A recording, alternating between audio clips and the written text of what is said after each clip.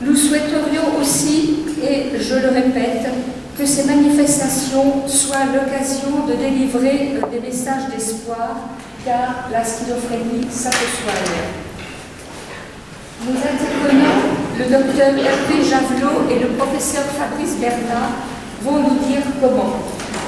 Je suis sûre qu'ils ont conscience que le sujet qu'ils vont aborder est particulièrement sensible et nous les remercions vivement d'avoir accepté cette mission, de faire accepter un médicament objet de certaines réticences, voire parfois d'un véritable rejet.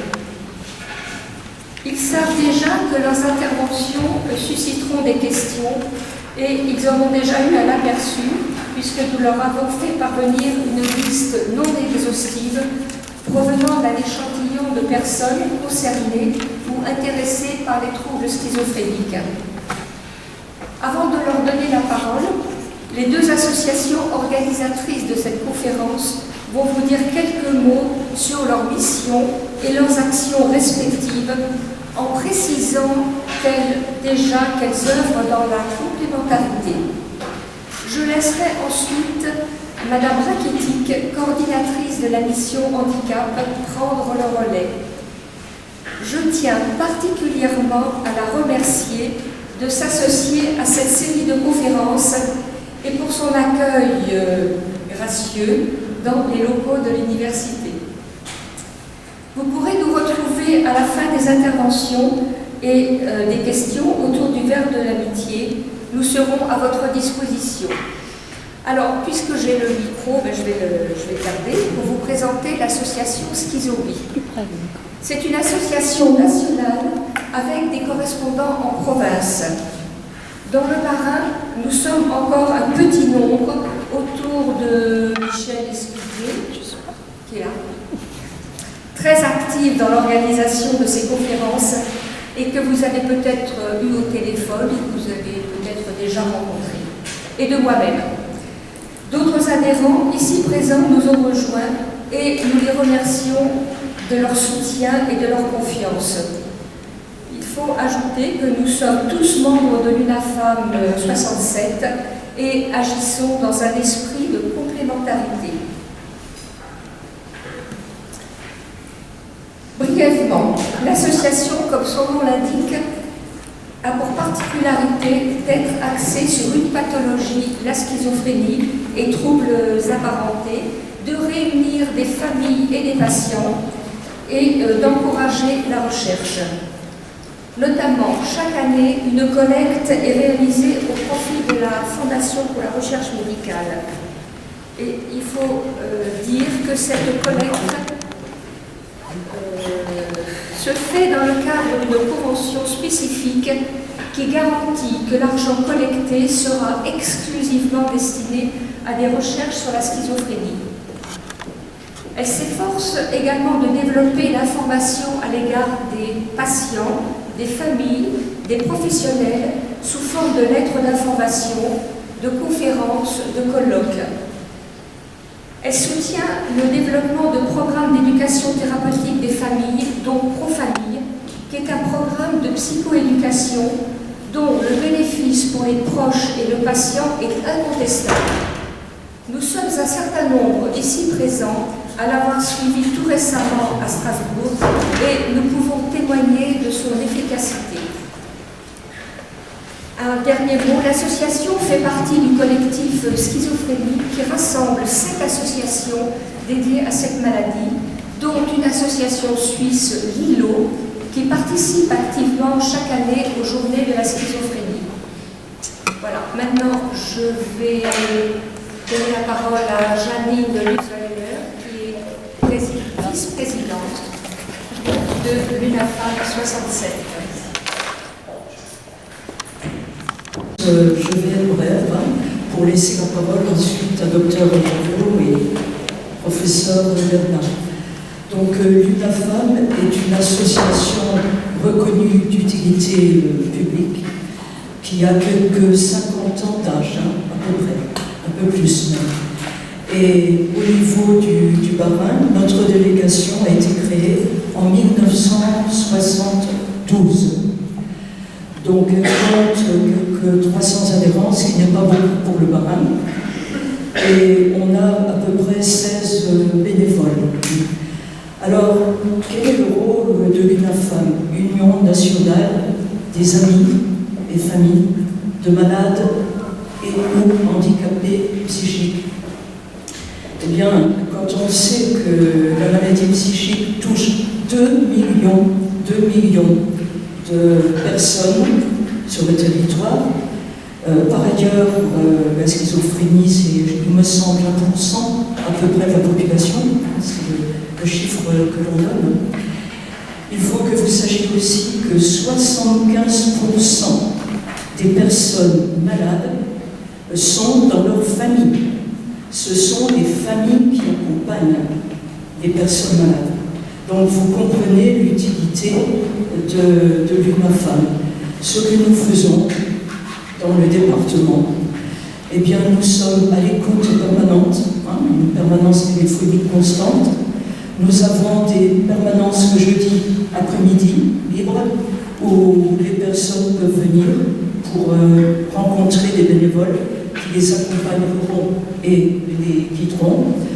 Nous avons également, et ça c'est un petit peu notre fer de lance, très important, 11 groupes de parole, tous animés par des professeurs et des docteurs psychiatres, pour la plupart hospitaliers, qui bénévolement accompagnent nos 11 groupes de parole, une fois par mois, voilà, dans tout le Bas-Rhin, on essaie d'essayer. Par ailleurs, nous proposons aussi au grand public et à nos adhérents des formations gratuites sur une journée, connaître les troubles psychiques, mieux les connaître, causes, symptômes, pour mieux accompagner notre proche malade. 3 journées prospect. Alors ce n'est pas pro-famille, c'est plus court, c'est sur un week-end, sur 3 jours consécutifs. Vous apprenez en quelque sorte, j'allais dire, à apprivoiser la maladie de votre proche, à vous préserver et à vous sentir mieux au quotidien. Et puis, on a axé depuis septembre, je crois, sur la bipolarité. Et nous avons donc 2 samedis consécutifs, les prochains en octobre, pour accompagner les familles qui ont un proche bipolaire. Alors, un petit conseil, je ne vais pas être plus longue, on pourra échanger après si vous voulez. Vous avez eu des dépliants, il y a nos coordonnées, vous pouvez nous joindre, comme vous voulez. Et on vous conseille notre site, unafammarin.org. Vous avez des indications où vous retrouverez tous nos groupes de parole. Donc, merci pour votre écoute. Bonsoir à tous, merci pour ce temps de parole que vous m'accordez ce soir. Vous savez, ça a été évoqué, effectivement, le médicament est un sujet sensible, pas spécifiquement dans le domaine de la schizophrénie, vous le savez bien, aujourd'hui c'est devenu, on va dire, un débat sensible par essence, dès qu'on en parle, notamment par le fait que différents scandales sanitaires, vous savez bien, qui sont portés par des traitements. Parler du médicament, c'est tout de suite aussi l'évocation de ces scandales-là, c'est l'évocation de l'industrie, et c'est quelque chose d'assez lourd. Et c'est quelque chose d'assez lourd aussi parce que le médicament garde quand même dans nos esprits finalement une valeur symbolique très forte. On en attend beaucoup de choses. Et là, quelquefois, quand on l'observe de loin, on a par rapport à lui des attentes un peu miraculeuses. Il ne faut ni les surestimer ni les sous-estimer. Il faut essayer d'avoir un regard lucide par rapport à ça. Et ce que je vais vous montrer ce soir, j'espère qu'on va contribuer un petit peu à ça. C'est-à-dire que je pense que face à tout ce qui est innovation, perspective, il faut avoir en permanence ce regard d'espoir, parce qu'il est légitime, parce qu'il y a de nouvelles choses qui sortent et qu'elles sont dignes d'intérêt et qu'il faut s'y intéresser. Et en même temps, il faut tenter de garder un pragmatisme, une raison face à cela pour pouvoir analyser les choses avec le maximum d'objectivité possible. Alors, pour vous parler ce soir, je parle avec, on va dire, une double casquette, vous l'avez entendu, une casquette de pharmacien, qui est celle que je parle le plus souvent, et puis une casquette de chercheur, même si mon activité de chercheur aujourd'hui est plus aussi active qu'elle a pu être par le passé, mais j'ai ce cursus de neurosciences. Et puis aussi par rapport au fait que dans mon activité, je fais de l'éducation thérapeutique, je vois des patients très souvent en groupe de parole, et ces groupes de parole sont des groupes de parole dédiés au traitement. Alors, il y a amené régulièrement à parler d'autres choses, mais ça permet de constater aussi à l'occasion de ce qu'on appelle les ateliers du médicament, on parle du médicament, de voir à quel point la place du médicament, qu'on en soit satisfait ou qu'on soit fâché avec, on a furieusement besoin d'en parler et d'avoir des espaces de parole dédiés, c'est quelquefois bien utile. On aura peut-être l'occasion d'en reparler après. Alors, vous avez vu ce dont on va parler ce soir. Pour aborder ces questions-là, vous verrez que le diaporama n'est pas excessivement long. Le but n'est pas de le noyer dans des concepts pharmacologiques compliqués derrière des tas de non-molécules qui sont des innovations potentielles. On en parlera un petit peu et je vous donnerai en fait le point de vue qu'on peut avoir là-dessus, essayant de garder encore une fois un peu de lucidité et d'objectivité par rapport à tout ça. Alors, par rapport à nos médicaments, juste pour resituer un peu les choses, parce que c'est quand même un peu particulier, bien qu'on ne parle pas des médicaments qui concernent le cerveau, de ces fameux médicaments psychotropes, quand on parle de tous les autres traitements. Alors, pour resituer les choses, vous savez bien, ce qu'on a comme ambition avec nos médicaments psychotropes, c'est qu'ils agissent sur cet organe si particulier qui est le cerveau. Ce cerveau est constitué de neurones, et qu'on a finalement une transition qu'on connaît de plus en mieux par les essors de la neurobiologie, mais qui reste quand même en grande partie énigmatique. C'est cette transition qui se produit au niveau des neurones, la transformation d'un message électrique, c'est ce qui ressemble à ce câblage électrique qui relie les différents neurones. Ce message électrique qui va être transformé à un moment donné en un message chimique. Et ce message chimique, c'est ce qu'on voit libéré dans ce petit espace confiné qu'on appelle une synapse. Et une synapse, vous le savez. Je fais un changement. Est-ce que si je parle sur la musique,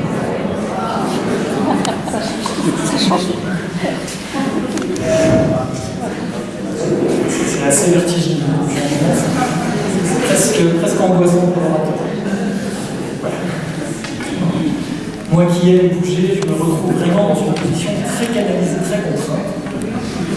Quand vous me parlerez, mes petits mouvements, c'est quelque chose de naturel chez moi, je peux pas. Alors, par rapport à ce qu'on évoquait ici, donc vous avez vu cette fameuse synapse, qui est cette zone en fait de jonction, c'est-à-dire de libération en fait de nos neurotransmetteurs. Et ces neurotransmetteurs, c'est ces petites molécules, on tombe dans la chimie, qui vont se libérer au sein de la fente synaptique et qui vont aller se fixer en face, sur le neurone en face, c'est-à-dire sur les récepteurs. Et pour se condenser, pour avoir une vision à la fois simplificatrice, mais qui correspond assez bien aux données de la science qu'on a à travers les neurosciences, c'est ce mode de communication entre nos neurones qui est à la base de nos comportements.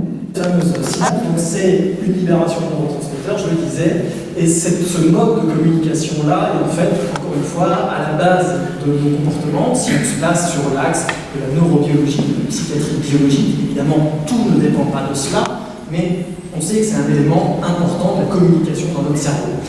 Et en gros, ce mode de communication, on a identifié dans la psychiatrie biologique comme étant un élément clé pour expliquer encore une fois nos comportements, que ça se passe bien, que ça se passe moins bien. Et l'enjeu de la psychiatrie biologique, quand on utilise des traitements médicamenteux, même si vous avez vu que dans un mois vous aurez un regard alternatif autre, toute la psychiatrie n'est pas que médicaments, bien heureusement. Mais un des enjeux, c'est de venir réguler ce que vous voyez présenter avec ces petites curiosités, c'est les différents neurotransmetteurs. Et l'enjeu, c'est d'essayer de les réguler au mieux pour canaliser les symptômes qui sont gênants, en ayant, dans le meilleur des mondes possible, le moins d'effets indésirables possible. Vous savez que dès que je pose le contexte comme ça, évidemment, c'est le meilleur des mondes et que ce n'est pas toujours aussi simple.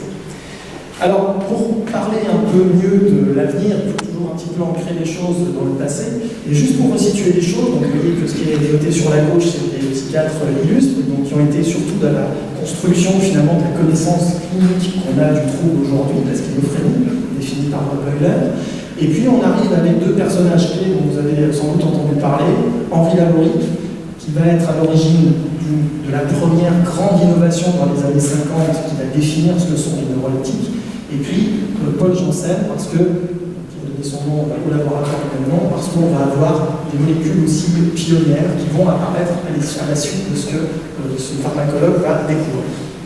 Alors, cette année 1952, avec Henri Lavorie, c'est la découverte finalement de la chlorpromazine. Ce n'est pas Henri Lavorie qui découvre lui-même la chlorpromazine, mais c'est lui qui va en faire le premier usage médical. C'est un chirurgien, c'est un anesthésiste, et il va pressentir le potentiel de cette molécule, et en voyant comment ça fonctionne, il va avoir l'idée de transmettre cette molécule à Jean Delay et Pierre Deniker, qui vont, à Sainte-Anne, vont être les premiers finalement à tester le largactile. Alors pourquoi je passe un tout petit peu de temps sur l'argactile?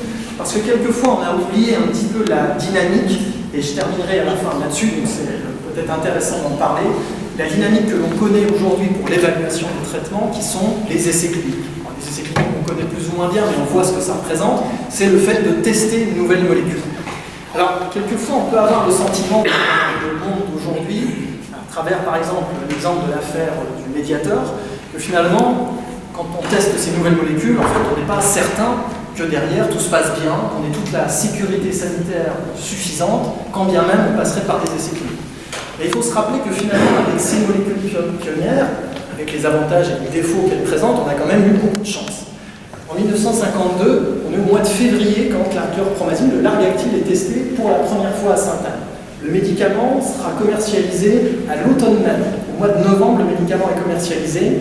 Le nombre de patients qui ont reçu le largactile avant qu'il soit commercialisé est moins de 50 patients. Aujourd'hui, on proposerait ça pour un nouveau traitement en disant on a trouvé une nouvelle molécule, on va la commercialiser dans la même année, on a 45 patients qui ont été testés avec cette nouvelle molécule, c'est parfait, on la commercialise.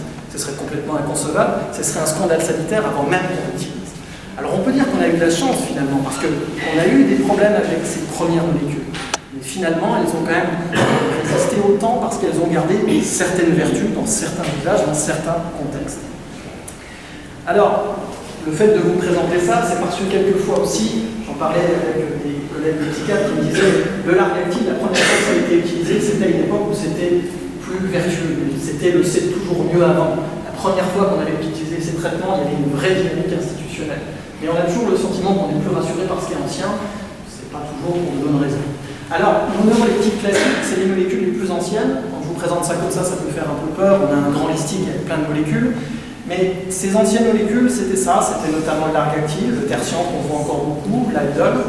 Et ces anciennes molécules, elles étaient caractérisées par quoi? C'est qu'elles avaient une action principalement, notamment, pas exclusivement là-dessus, mais on les caractérisait comme telles, sur la dopamine. La dopamine, on en a tous au moins entendu parler un petit peu, notamment à travers les médias, et ce que l'on visait à travers ça, c'était réguler un axe potentiellement un peu caricatural de la vision qu'on pouvait avoir de la schizophrénie, c'était les éléments de type hallucination, délire, qui étaient certes des éléments importants, mais qui ne sont pas l'exclusivité du problème de ce que l'on peut rencontrer dans la schizophrénie, mais c'était ce qu'on avait essentiellement essayé de viser à travers cette première molécule.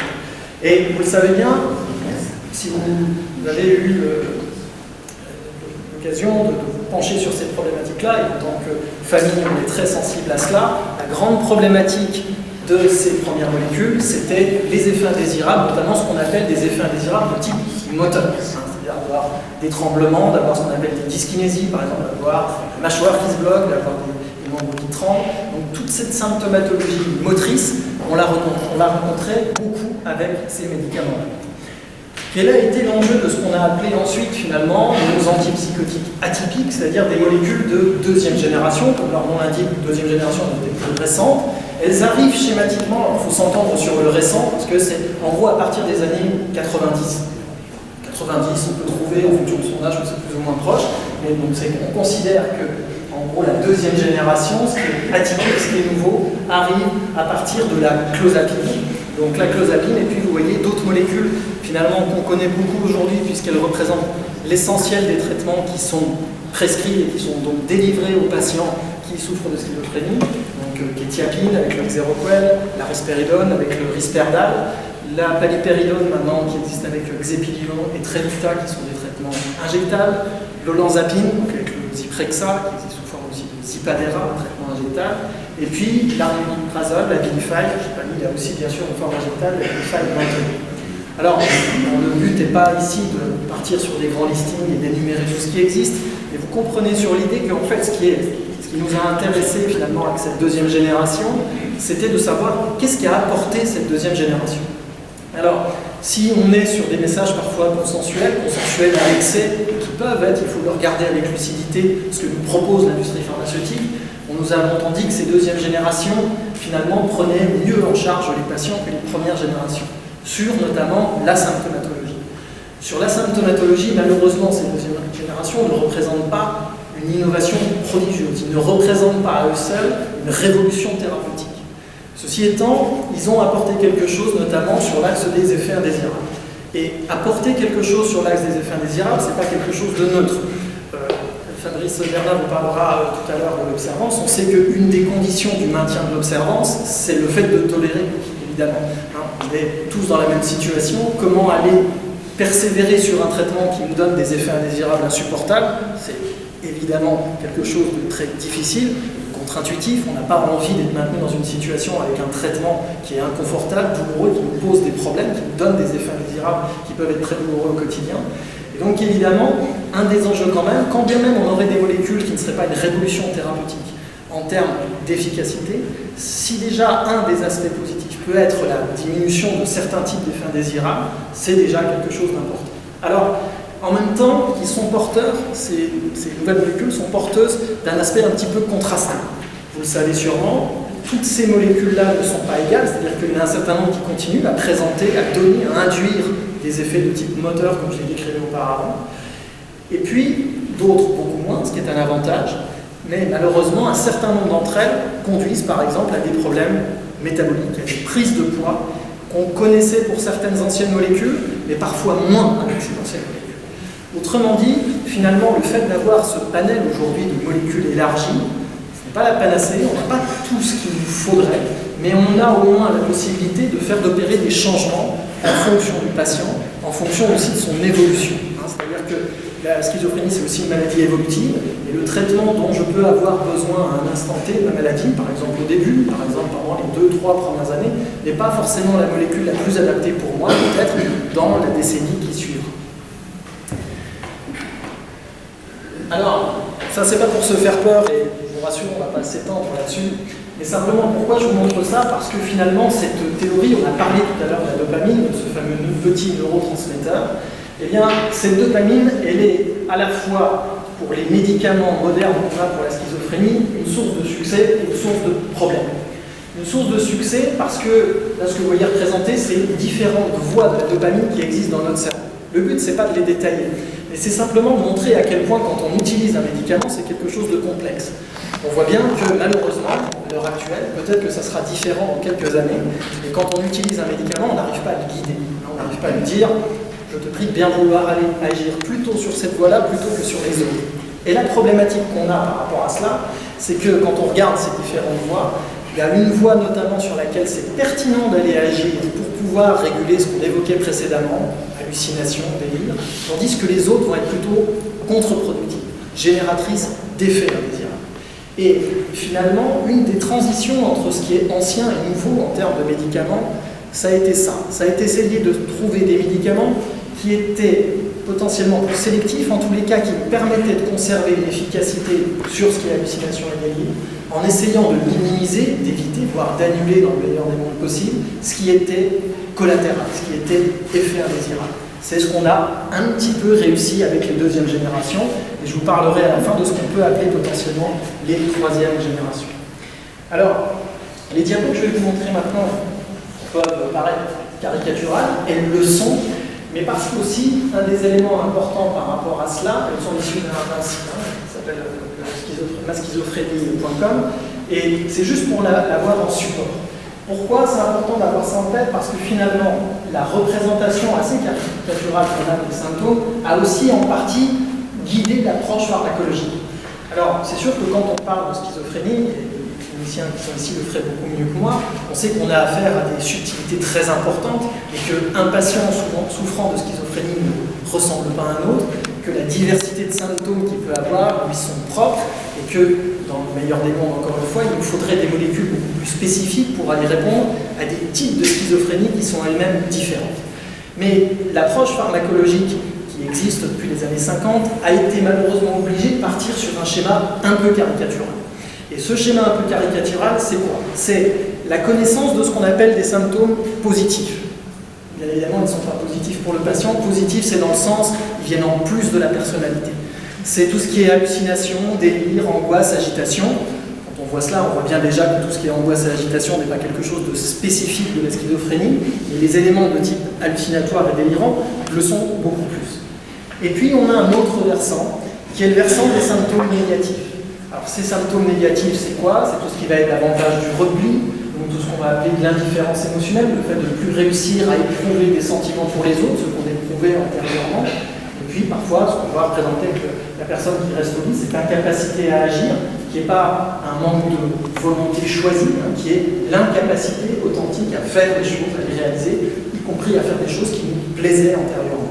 Et quand on voit ces éléments-là, il y a certains éléments qui, comme ça, intuitivement peuvent faire penser à la dépression, mais on voit bien en même temps qu'il y a autre chose derrière cela qui ne relève pas de la dépression conventionnelle telle qu'on la connaît. On a bien autre chose en termes de subtilité de symptômes qui sont derrière ça, notamment à travers ces éléments d'incapacité à planifier, à organiser des choses, à faire des choses qu'on pouvait faire antérieurement.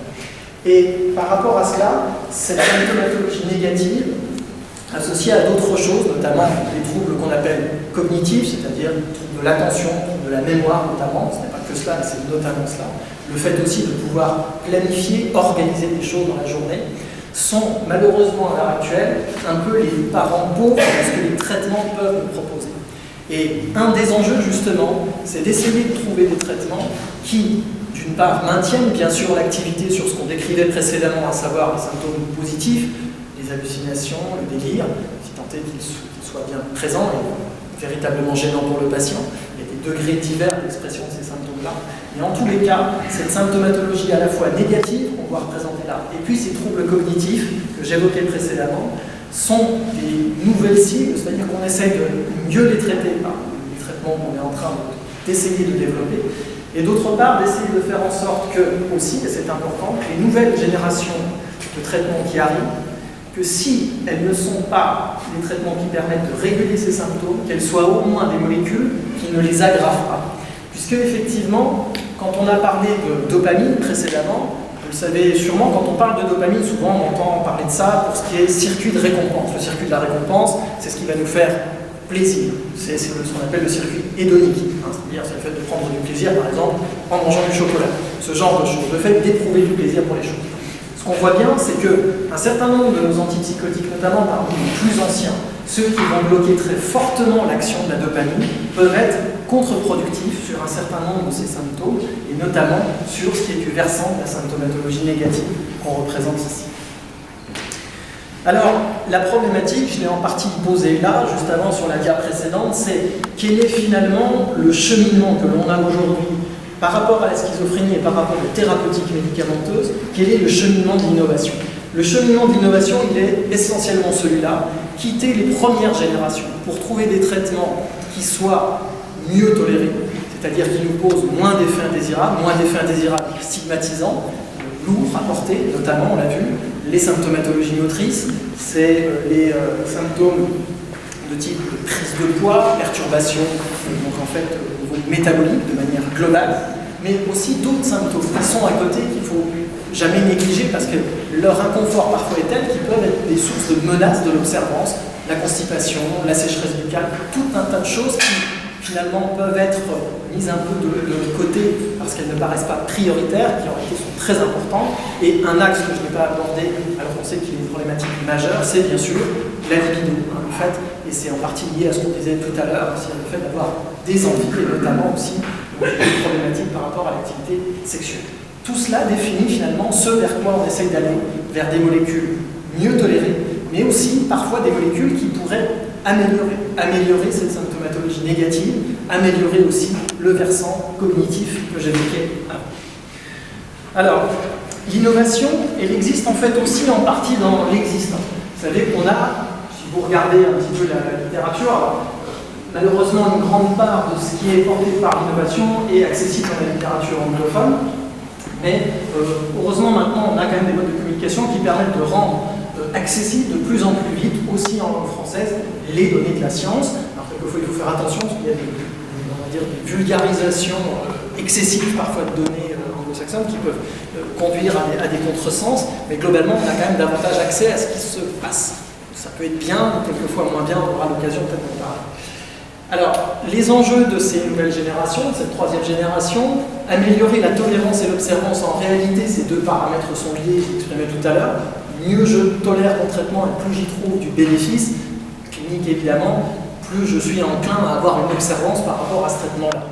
C'est vraiment quelque chose qu'on peut avoir, quelquefois ce regard un peu contre-productif là-dessus, en se disant, en répétant de façon un peu stéréotypée, il faut prendre le traitement, soit, mais si j'ai des effets indésirables insupportables, humainement c'est assez naturel de ne pas vouloir continuer. Donc, où est cette problématique? Il faut la dénouer, il faut pouvoir en parler.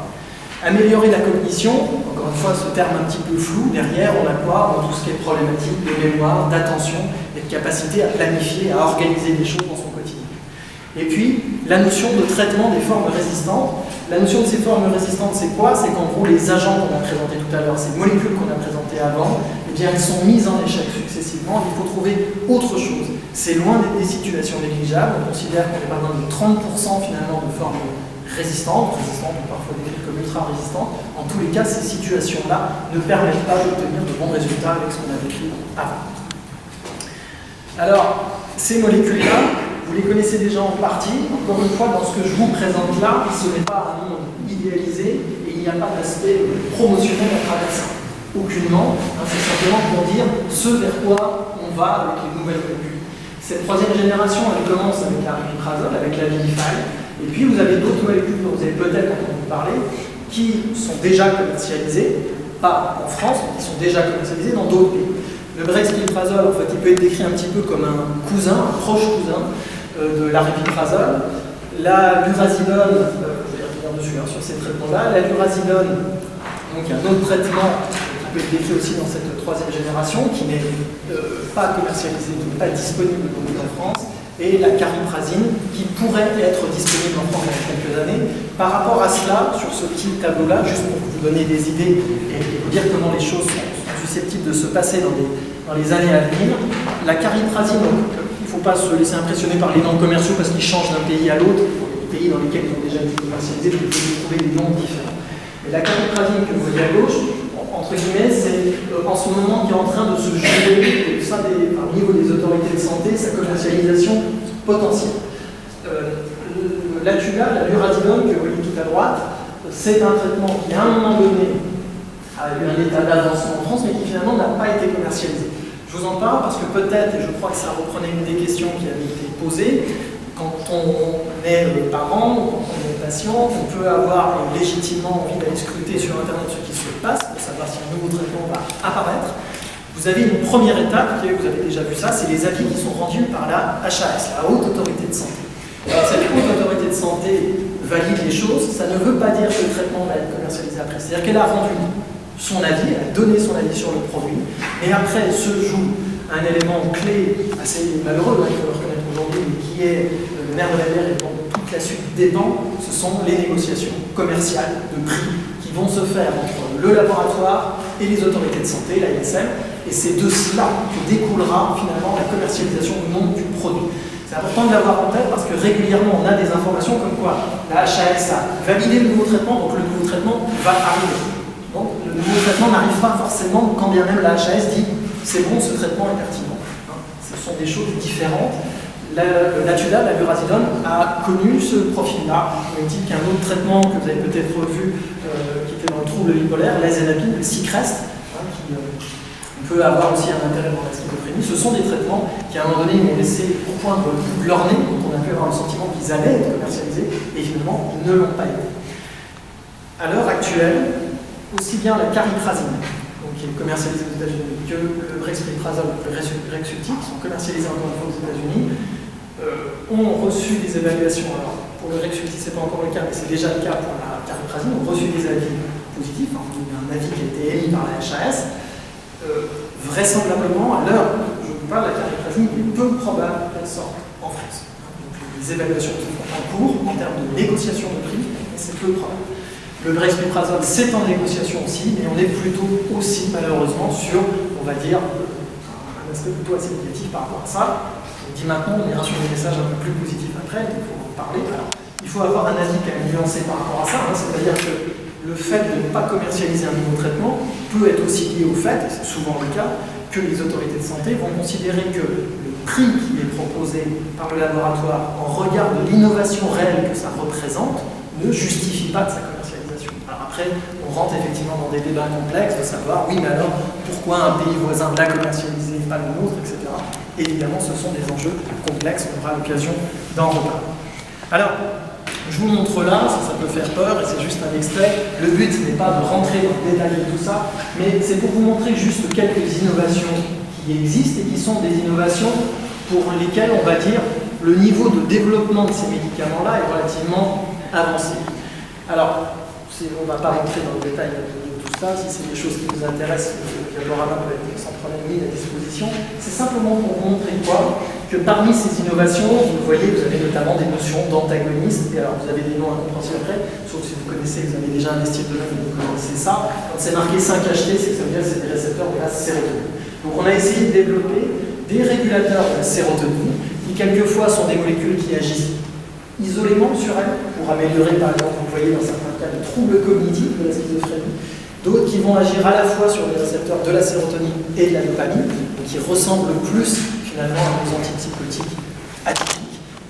Et ces différentes innovations-là, finalement, sont, comme vous pouvez le voir, à la fois dans leurs ambitions, elles ont potentiellement des ambitions assez élevées, en tout cas profondément novatrices. C'est ce que vous voyez pour cette molécule-là, puisque traiter les troubles cognitifs, si on arrive à le faire de façon efficace, c'est quelque chose d'extrêmement pertinent, réussir à améliorer l'attention, réussir à améliorer la mémoire, réussir à préserver des fonctions qui permettent de planifier et d'organiser des choses dans le quotidien, évidemment c'est important. Il faudra voir si véritablement ces molécules permettent de faire cela.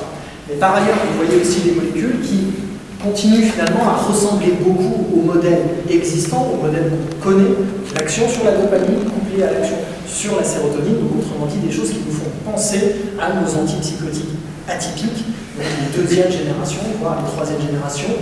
Ces éléments-là ne sont pas toujours porteurs d'une innovation très spectaculaire. Et vous voyez que vous avez aussi des innovations qui concernent d'autres choses, mais qui peuvent concerner, par exemple, vous voyez la risperidone en implant. Alors, si vous connaissez le cousin de la risperidone, donc la paliperidone, avec l'exemple de Xeplion, Trevita, donc il y a un traitement qui se prend une fois par trimestre, et se développera potentiellement prochainement une risperidone sous forme d'implant. Donc, s'il y a quelque chose qui vous permet véritablement de ne plus avoir à penser à votre traitement, vous avez un implant, donc le titre qu'on a, l'explanon, l'implanon pour la contraception, c'est-à-dire d'avoir quelque chose qu'on peut authentiquement oublier dans son quotidien, là, si tant est qu'il y ait une bonne réponse à ce traitement-là, qui nous convienne bien, qu'on ait une bonne adhésion, comme on dit, à ce traitement.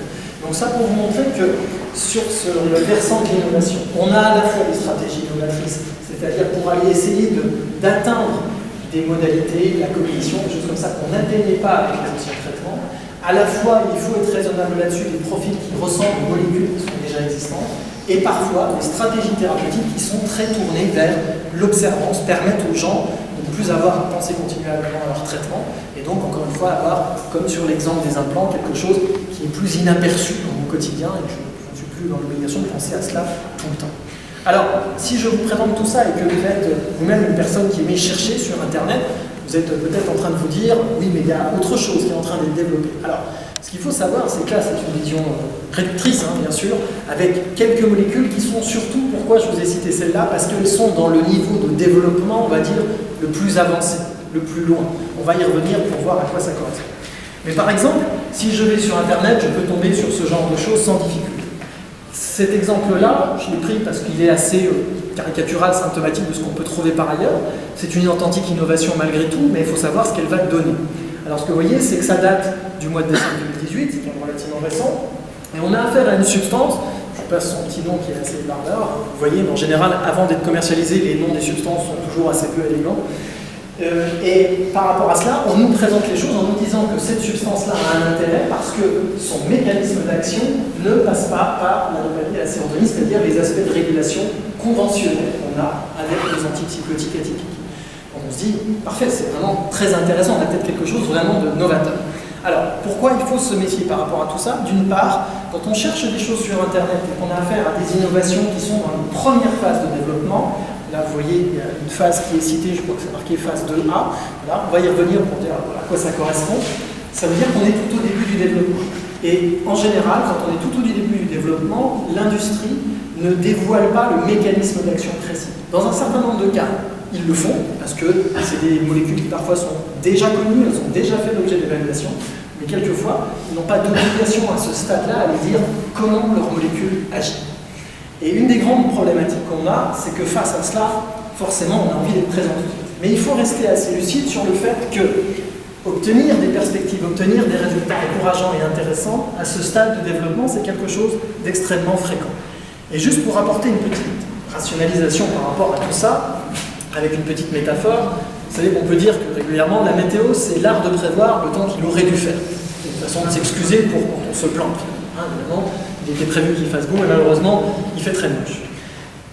Un des parallélismes qu'on peut faire avec le monde de la pharmacologie, c'est que la préclinique, c'est-à-dire ce qu'on évalue chez les animaux, c'est pas une certitude. C'est l'art de prévoir ce qu'auraient dû faire les médicaments, mais dans des modèles qui sont simplifiés. C'est in vitro, on les tube à essai, on obtient des résultats prodigieux. Chez l'animal, c'est des modélisations, on continue à obtenir de très beaux résultats. La grande difficulté, c'est quand on passe chez l'homme. Et quand on passe chez l'homme, en fait, on va réaliser, vous savez, ce qu'on appelle les essais cliniques. Les essais cliniques, ils se déclinent en plusieurs phases. Vous avez la phase 1, où on va passer par des sujets sains, à qui on va donner le traitement. Le but, c'est d'évaluer la toxicité, d'évaluer l'absorption. C'est des gens qui ne souffrent pas de la maladie qu'on souhaite traiter par la suite. Par exemple, je développe un nouvel antipsychotique. Je vais choisir des sujets entre 20 et 30 ans qui vont recevoir cette molécule-là. Je vais analyser secondairement les paramètres cinétiques, les taux plasmatiques qu'ils vont avoir avec ce médicament-là, et je vais suivre la toxicité finalement liée à la prise de ce traitement. C'est important de le faire, c'est la première fois que les hommes reçoivent ce traitement-là, et donc c'est aussi judicieux de le faire, de ne pas le faire tout de suite chez des populations malades de la maladie que je souhaite traiter, pour pouvoir évaluer des choses chez des sujets jeunes en bonne santé, encore une fois. Et puis, c'est seulement après qu'on atteint cette phase 2. Et cette phase 2, c'est l'exemple de la petite molécule que vous avez vue avant, c'est-à-dire que c'est la première fois qu'on va aller tester finalement le médicament chez les personnes malades qui souffrent de la maladie que j'espère pouvoir traiter avec ce traitement-là. Donc, évidemment, dire que, alors je ne sais pas, il n'y a pas de détail ici, il y a des phases 2A tout à l'heure, il y a des phases 2A, 2B, peu importe, mais simplement pour dire que quand je regarde la littérature, trouver des molécules qui sont décrites comme très prometteuses et qui sont en phase 2, en fait, ça veut dire quoi? Ça veut dire qu'on a des molécules qui ont bien marché chez l'animal, et c'est des modélisations, qu'elles n'ont pas présenté de toxicité majeure en phase 1 et que seulement elles vont être évaluées chez les patients. Je pense que c'est important de le dire parce que régulièrement, les articles un peu sensationnels, les agences de presse qu'on nous transmet comme nouveaux traitements très prometteurs dans une maladie, ce n'est pas spécifique de la schizophrénie d'ailleurs, vient de cette fameuse phase 2. En réalité, ça devient intéressant, c'est surtout quand on passe là. Parce que ça veut dire que les premières évaluations chez un petit nombre de patients ont donné des choses intéressantes. Et c'est seulement quand ces phases 3 sont réalisées, qu'elles sont concluantes, qu'on va finalement aller vers ce qu'on appelle l'autorisation de mise sur le marché, c'est-à-dire la commercialisation de notre médicament. Et finalement, par rapport à cela, ce que vous comprenez bien, c'est qu'avec l'innovation, on a affaire véritablement à un effet entonnoir. Si on regarde sur les premières phases de développement, ce qui se passe chez l'animal, ce qui se passe dans les premières phases du développement clinique, c'est toujours très intéressant, mais il y a beaucoup de monde. Et puis après, plus on avance dans le développement de ces molécules, plus finalement on arrive avec cet effet entonnoir, ça se resserre, et les molécules qui arrivent malheureusement au compte-gouttes. Alors, on ne va pas terminer sur cette note pessimiste. Il faut avoir de l'espoir par rapport à tout cela, parce que, encore une fois, ce qui a changé depuis les années 50, c'est qu'on a réussi finalement à avoir des molécules qui, au départ, encore une fois, ont été surtout des axes d'amélioration quand même assez prodigieux sur le versant des signes productifs, on l'a dit, c'est-à-dire productifs, c'est pour dire comme positifs, c'est-à-dire ces hallucinations, les délires, etc. On a réussi à obtenir des agents intéressants pour cela. Secondairement, avec les antipsychotiques de deuxième génération, on a réussi à obtenir des molécules, et c'est pas négligeable, c'est loin d'être négligeable. Quand je fais ce que je vous disais tout à l'heure, les ateliers du médicament, des patients plus âgés souvent témoignent de ça pour dire, quand il y a des plus jeunes qui disent oui, mais moi avec ce truc-là, voilà, il y a ça qui va pas, il y a ça qui va pas. J'ai régulièrement des patients plus âgés qui leur disent oui, mais nous avant, tout de suite, avec les effets quand on avait la mâchoire qui était tout le temps bloquée, qu'on tremblait, on nous reconnaissait toujours dans la rue. Maintenant, ça a changé. Quand même, on nous reconnaît, c'est plus pareil. Il y a quand même plus ce stigmate qu'on porte. Donc il y a quand même des choses qui ont évolué.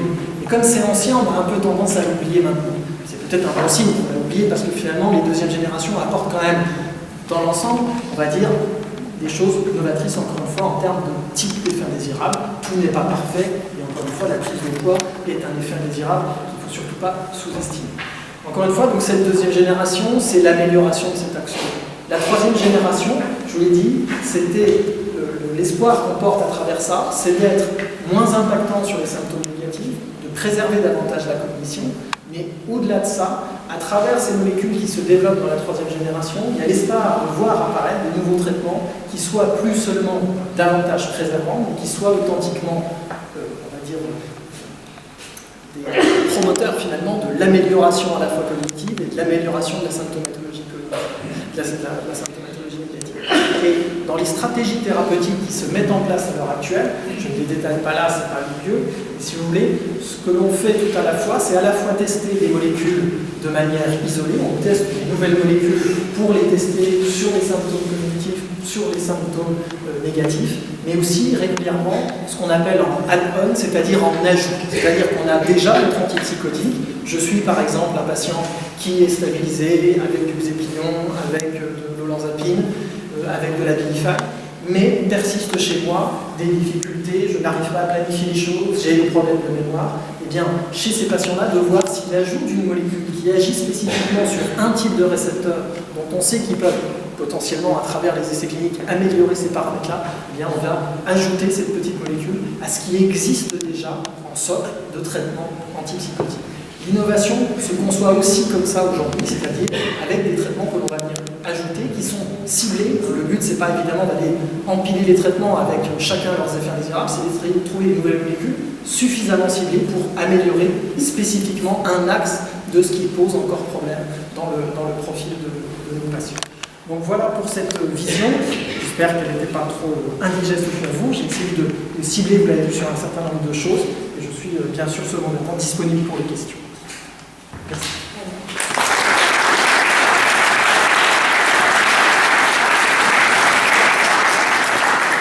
C'est une dimension excessivement importante. Alors, elle est porteuse un peu de subtilité par rapport à ça. Alors, l'observance, effectivement, vous avez raison, on est dans l'ancien modèle, c'est-à-dire le modèle pyramidal, là où le monde soignant est au-dessus, le patient est au-dessous, on lui donne une injonction, et finalement, c'est ce à quoi renvoyer de l'ordonnance. M'ordonne quelque chose, je dois faire, je m'oblige à ça, etc. Donc, on est dans un modèle aussi extrêmement paternaliste par rapport à ça. Alors, ces notions d'observance, effectivement, dans la littérature, notamment anglo-saxonne, mais pas que, est remplacée par deux autres terminologies, mais dont on peut rapidement resituer les choses parce qu'elles sont porteuses, vous avez raison de le dire, de concepts qui sont finalement, on a le sentiment qu'ils sont très intuitifs, mais finalement, pour les mettre en pratique, c'est quelque chose de compliqué. Donc, il y a la notion d'adhérence, finalement, donc d'adhésion, c'est-à-dire que ce qu'on me propose, finalement, j'y adhère parce que j'y trouve mon compte aussi, finalement. Et il y a un nouveau concept encore qui déplace encore un peu plus le curseur, qui est la notion de concordance. La notion de concordance dans la littérature anglo-saxonne, c'est quoi? C'est-à-dire qu'en fait, le choix du traitement, c'est un choix mutuellement choisi, c'est partagé. En fait, c'est un choix partagé sur la thérapeutique. Alors, évidemment, quand on évoque ça, on voit bien la complexité à laquelle ça tend derrière. C'est-à-dire réussir à se mettre d'accord, le patient peut avoir des avis contradictoires, le prescripteur peut penser plutôt telle chose, le patient de l'autre côté plutôt autre chose. Mais l'idée, c'est quoi? C'est qu'elle est toute simple, finalement. C'est que de toute façon, un traitement est efficace, si tant est qu'il puisse l'être, dans un certain cas de son, et donc il n'est efficace que dans la mesure où il est suivi. C'est-à-dire que le fait de se retrouver dans un modèle qui est celui de l'observance, où on dit c'est l'injonction, vous devez faire comme ça. Si je ne suis pas convaincu, il y a une grande chance pour que je rejette ce traitement très rapidement une fois que je suis sorti. Donc cette notion, finalement, d'aller vers, de l'observance vers ces notions d'adhésion, de concordance, c'est un modèle très intuitif et on voit toutes les vertus qu'il peut avoir. C'est qu'évidemment, un traitement n'est efficace que quand il est accepté. Et il faut accepter aussi, côté soignant, de se dire que le meilleur traitement que j'avais en tête par rapport à ce que je vois chez les patients, finalement, il faut peut-être que je fasse certaines concessions, finalement, pour que je propose un traitement qui ne soit pas mon idéal à moi, mais qui soit un consensus entre nous pour que le traitement soit suivi sur le long cours. Et donc ça, c'est évidemment, il y a beaucoup de littérature là-dessus, surtout en anglo-saxon, mais sur ce changement un peu de paradigme, où il y a une acceptation mutuelle pour le traitement, pour le bénéfice évidemment du patient. Y a-t-il des antipsychotiques efficaces qui n'agissent pas sur les récepteurs dopaminergiques aujourd'hui? Alors c'est un peu le paradoxe finalement, c'est-à-dire que des antipsychotiques efficaces qui n'agissent pas du tout sur la dopamine, en réalité on n'en a pas. Mais le grand paradoxe dans tout ce que j'ai présenté tout à l'heure, c'est que vous savez que par exemple, un exemple d'antipsychotique qui reste finalement ce qu'on dit gold standard, c'est-à-dire le traitement des résistances de la schizophrénie, la clozapine, en l'occurrence c'est un traitement qui se fixe très peu justement sur les récepteurs dopaminergiques. Des cas quand même. Oui, alors je pensais que vous pensiez exclusivement à certains outils par rapport au début. Alors c'est vrai qu'ils ont une des caractéristiques notamment d'un sous-groupe d'antipsychotiques. En fait, on appelle, pour aller un peu dans le détail, ce qu'on appelle les MARTA, c'est les Multi-Acting Receptor Target Antipsychotiques. Ça veut dire quoi? Ça veut dire que c'est des récepteurs avec des cibles multiples. Ça intègre la clozapine, la kétiapine, l'olanzapine.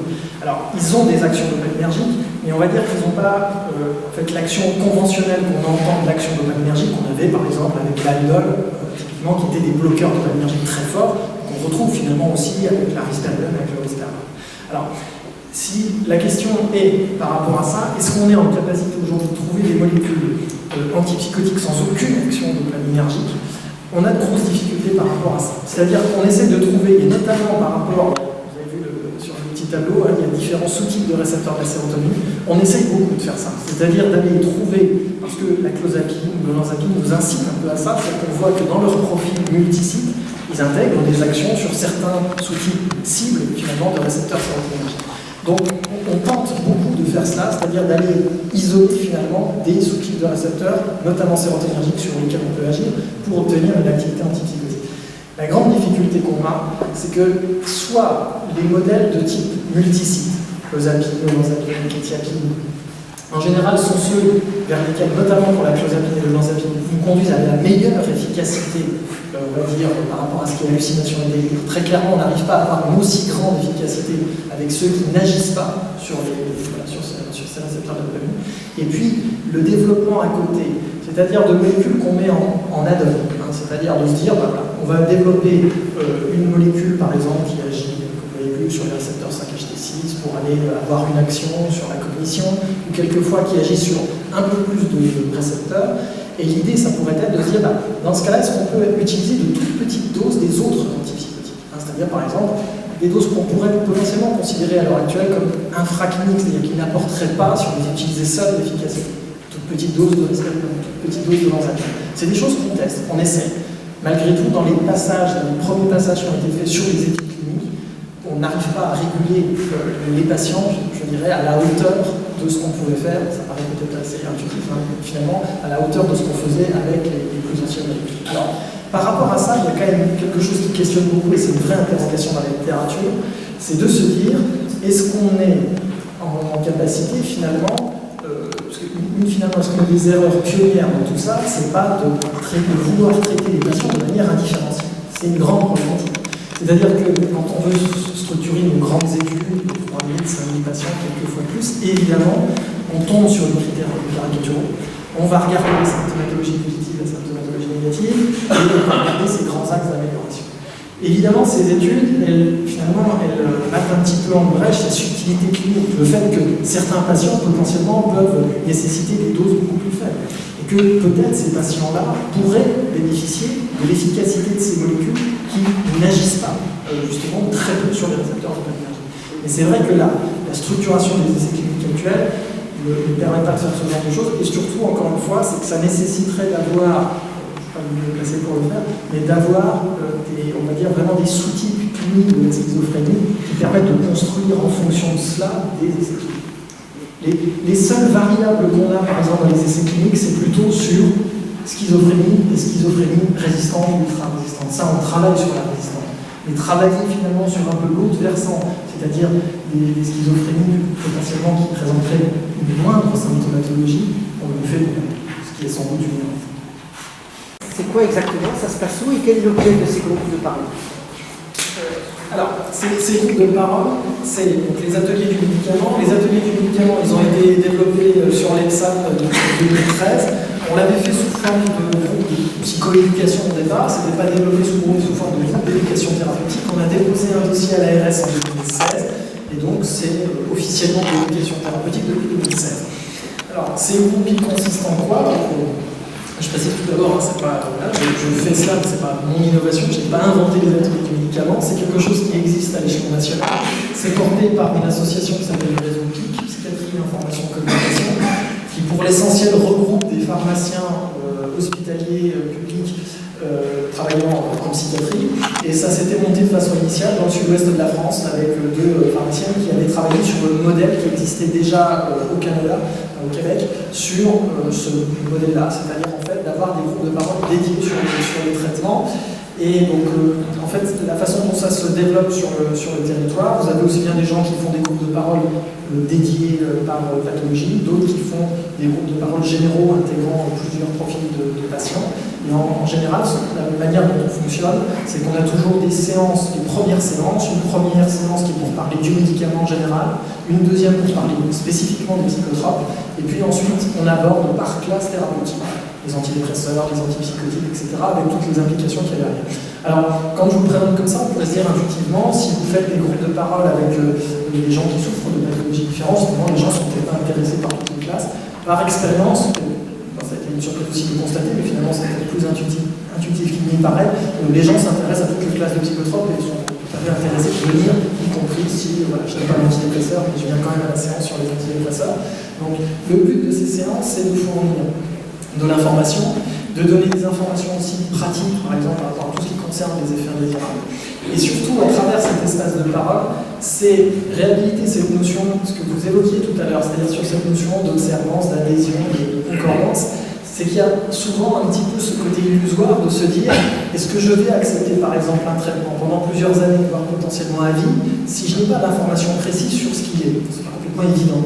Et le fait d'avoir un lieu de parole où les gens peuvent échanger, peuvent donner toutes leurs craintes, toutes leurs croyances aussi, de pouvoir avoir un lieu de rationalisation par rapport à tout cela dans des séances, c'est, on le constate, extrêmement bénéfique pour les gens. Ça permet de lever un certain nombre d'angoisses aussi, d'aborder de façon très spontanée les effets indésirables. Et dans l'expérience que j'en ai, si vous voulez, ce qui est surtout aussi très intéressant, c'est pas dénigrant à l'égard des collègues de psychiatre, mais souvent ce qui se passe aussi, c'est que les collègues me l'ont dit dans d'autres endroits où ça a été développé, quand le médecin est là, finalement, les patients disent la même chose que ce qu'ils disent d'habitude. Si c'est fait avec deux infirmiers du service, c'est pareil, ils disent la même chose que d'habitude. Donc c'est pas lié à l'aura particulière du pharmacien, c'est juste le simple fait d'avoir quelqu'un qui ne connaissait pas jusque-là. Et très souvent, ce que me disent les infirmières, c'est que tel patient, monsieur un tel, effectivement, il a parlé de cet effet indésirable-là qui a l'air tellement gêné, il n'en a jamais parlé avant. Pourquoi est-ce qu'il vient en parler là? Mais simplement parce qu'il y a, je pense, véritablement un lieu dédié, un temps dédié. On sait qu'on va parler des traitements, et finalement, on travaille aussi beaucoup là-dessus pour dire beaucoup d'effets indésirables sont des choses qui sont très difficiles à aborder, qui sont délicates à aborder. Je vous donne un des exemples parce que je trouve que c'est souvent assez pertinent en termes de communication. Avec le temps, avec plusieurs infirmières avec lesquelles je travaille, on donne souvent cet exemple-là qui est très parlant pour les patients, c'est de dire, voilà, je suis dans le cadre d'une hospitalisation, et dans le cadre de cette hospitalisation, on va donner un traitement. Ce traitement, je ressens par exemple son efficacité, ça se passe à peu près bien sur ce patient-là, mais dès le début, alors que je suis encore en hospitalisation, j'ai un effet indésirable qui se manifeste. Ça peut être n'importe quoi. Constipation, problème de libido que j'ai l'occasion de constater, etc. N'importe quoi. Mais cet effet-là, pour des raisons diverses qui m'appartiennent, je n'ose pas en parler. Je n'en parle pas, mais j'ai quand même la conviction en moi que quand je sortirai, ça risque sérieusement de courir la vie et j'arrêterai potentiellement le traitement à cause de ça. Je sors, et dans les semaines qui suivent, les mois qui suivent, je vais à l'hôpital de jour, au CNP, et je vois un médecin qui finalement me represcrit le même traitement, c'est normal, je n'en ai pas parlé. Et face à cette situation-là, que fait le médecin? Soit il trouve que tout va bien, ça a l'air d'aller à peu près, mon état est toujours stable, on me represcrit mon traitement et je rentre chez moi avec une ordonnance d'un traitement en réalité que je ne prends déjà plus. L'autre possibilité, il trouve que je vais un peu moins bien, parce qu'effectivement je suis mal avec mes effets indésirables, je ne sais pas comment lui en parler, c'est un fait que je me sens moins bien face à lui. Il va augmenter la dose. Il va augmenter la dose d'un traitement, encore une fois, que je ne prends déjà plus. Et ce cercle-là, on le décrit aux patients, parce qu'on a par habitude, quand on le décrit dans le cadre des ateliers, on voit beaucoup de patients qui disent « Ah oui, mais ça, voilà, oui, ça c'était... » voilà. Et on voit que beaucoup de gens, en réalité, ont vécu cela. C'est-à-dire ce cercle vicieux dans lequel je suis enfermé, ce traitement-là ne me convient pas à cause des effets indésirables, je sais déjà que je vais l'arrêter, mais je n'ose pas communiquer finalement, parce que pour des raisons qui m'appartiennent, je suis gêné à l'idée d'évoquer cela, etc., etc. Donc on aborde souvent ces questions-là, d'autres exemples que ce qu'on aborde, mais on sait que c'est souvent une modalité pour inciter les gens à s'exprimer sur leurs effets indésirables. Et l'information sur ces groupes de parole, on la trouve où? Alors, ce groupe de parole, l'information, elle est diffusée au sein de l'EPSAM, c'est-à-dire là où je travaille, c'est-à-dire qu'on ne le propose qu'au sein de l'EPSAM. Alors, ça diffuse quand même un petit peu sur le département, enfin, les hôpitaux de jour qui dépendent de l'EPSAM, parce que j'entends bien à Ligivière, à Luxembourg, à Schirmeck, à Molsheim, etc. Aussi, à Bischheim. Donc on essaye de quadriller au maximum le territoire. En tout cas, ça répond, je vais sur sollicitation médicale, c'est-à-dire qu'on me propose d'intervenir et j'interviens. Moi, ça m'occupe tous les lundis après-midi, je suis dans ces fameux ateliers du médicament. Et donc on essaye de faire en sorte que, comme ça représente quand même beaucoup d'hôpitaux de jour, de faire en sorte qu'il y ait au moins une session des ateliers du médicament sur les hôpitaux de jour où c'est réalisé au moins une fois tous les 2 ans. Alors c'est pas suffisant, c'est jamais suffisant, mais ça permet d'essayer d'avoir quand même une régularité suffisamment bonne. On fait avec les moyens qu'on a, c'est des moyens constants. On essaie de faire en sorte que les hôpitaux de jour où ça s'est développé, où ça s'est implanté, qu'une fois tous les 2 ans, on puisse faire un cycle des ateliers. Est-ce qu'il y a une perspective précise concernant la prise de poids? C'est très inquiétant à cause de toutes les maladies physiques qui en découlent. Qu'est-ce que vous pensez de l'avenir? Dans quelle perspective? Alors c'est une problématique très importante, et en plus de ça, comme vous l'avez vu, ce qu'on a évoqué là, c'est un peu, on va dire, toujours été le cas, mais c'est la grande nouvelle problématique. On avait avant cette problématique très motrice avec les anciennes molécules, elle s'est déplacée, on a déplacé le curseur avec la problématique de la prise de poids. Ça ne concerne pas de la même façon l'ensemble des molécules, mais c'est une problématique très importante. La problématique que l'on a, c'est laquelle? C'est que par exemple, quand je vous ai évoqué tout à l'heure les traitements de 3e génération, on essaie de faire des traitements qui sont mieux tolérés. C'est par exemple le cas de la Ginifan, quand vous regardez les études pour brexpiprazole, pour la cariprazine, globalement ces molécules font moins prendre de poids. Ceci étant, il ne faut pas tomber dans une espèce d'angélisme par rapport à tout ça que parfois l'industrie essaie de nous vendre, c'est-à-dire l'idée selon laquelle tous les patients pourraient être équilibrés par ces nouvelles molécules. Ce n'est pas le cas. La problématique que l'on a, c'est que les traitements pour les formes les plus résistantes, notamment clozapine et olanzapine, sont malheureusement ceux qui sont à l'origine de la plus importante prise de poids. Alors, vous avez peut-être vu tout à l'heure sur la diapositive que j'avais présentée, il y a notamment des stratégies qui sont tentées pour associer ces molécules-là avec des molécules qui permettraient de limiter la prise de poids. C'est le cas d'une molécule qui est en développement, qui pourrait sortir prochainement, donc qui est associée du samidorphan, peu importe pour le nom, mais c'est une molécule qui agit sur le système bioénergique, et dont on a constaté de manière préclinique et sur les premières phases cliniques que lorsque cette molécule-là est associée par exemple à l'olanzapine, ça permettait de limiter la prise de poids. Alors, vous allez me dire, bon, c'est pas prodigieux en termes d'innovation, mais sachant que pour l'instant, ces deux molécules, clozapine et olanzapine, restent des molécules pour un certain nombre de situations de résistance où on n'arrive pas à faire mieux qu'avec elles, il est important potentiellement d'essayer de trouver effectivement des traitements d'injonction qui permettraient de limiter la prise de poids. Associé à cela, il y a quand même aussi d'autres traitements, parfois d'autres traitements pharmacologiques qui pourraient être des traitements qu'on décrit comme anorexigènes, permettant de limiter le poids, et aussi de retravailler sur cette notion de prise de poids initiale. Alors ce n'est pas le cas pour toutes les molécules, vous avez des molécules qui peuvent parfois être à l'origine d'une prise de poids au long cours, mais on sait qu'il y a quand même un certain nombre d'indicateurs qui nous révèlent de quoi finalement la nécessité en tous les cas d'une prise en charge précoce par rapport au poids. Je vous donne un exemple, il y a une publication qui était sortie en 2015, qui avait été faite par des Suisses, qui montrait que tout type de psychotropes confondus, donc on parle des antipsychotiques, des antidépresseurs ou des thymorégulateurs, donc les traitements des troubles bipolaires, quel que soit le type, quand on regardait la prise de poids après un mois, le fait d'avoir pris plus de 5% de son poids après un mois, ce qui n'est pas colossal au départ.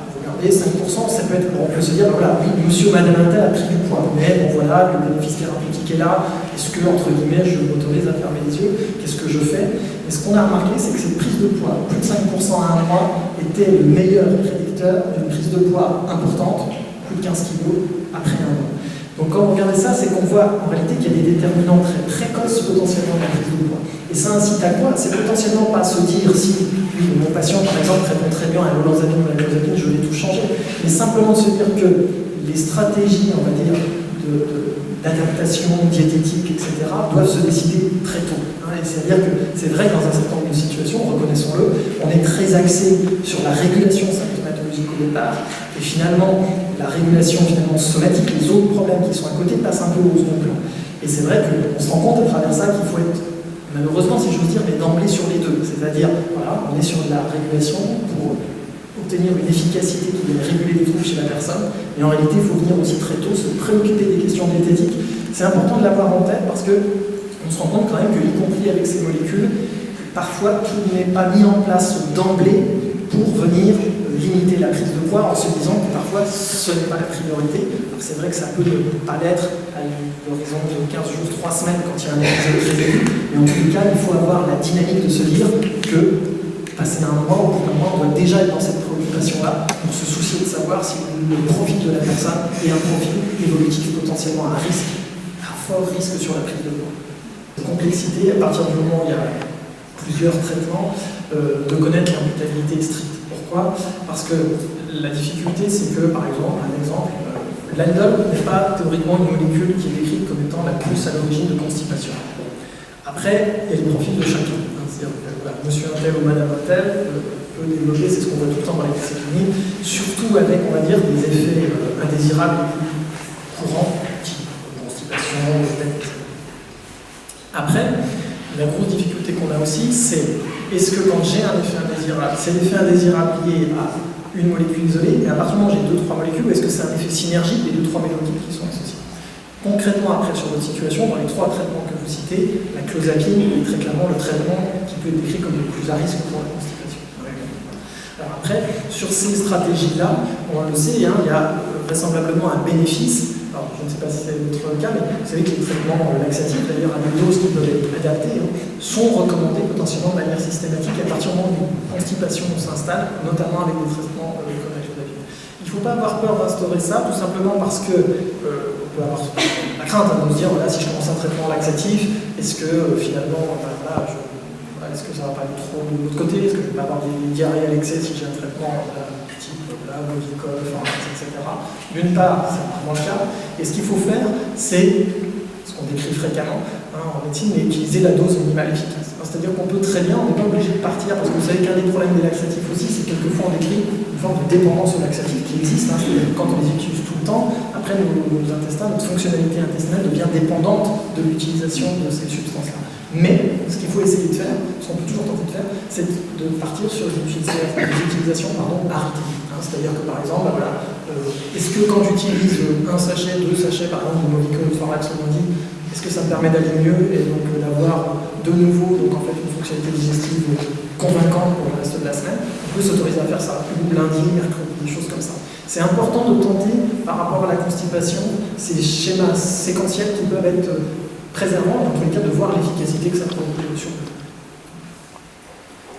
Oui, excusez-moi, je vais me permettre de ne pas être d'accord avec vous quand vous parlez de l'aldol, qui ne fait pas partie du classe de médicaments, donc je suppose anticholinergique, comme ça, qui dirait que donc, pas de constipation, pas de couche-sèche, etc. C'est un langage que j'ai déjà entendu dans l'hôpital psychiatrique et qui vient des études de médecine simplificatrice.